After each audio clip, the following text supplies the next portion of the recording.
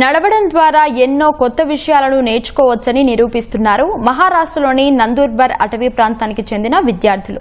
కల్లేకేట్ పడాలో ఉన్న జిల్లా పరిషత్ పాఠశాలకు చేరాలంటే విద్యార్థులు దట్టమైన అడవుల మధ్య 3 నుంచి 4 కిలోమీటర్లు నడిచి వెళ్లాల్సి ఉంటుంది.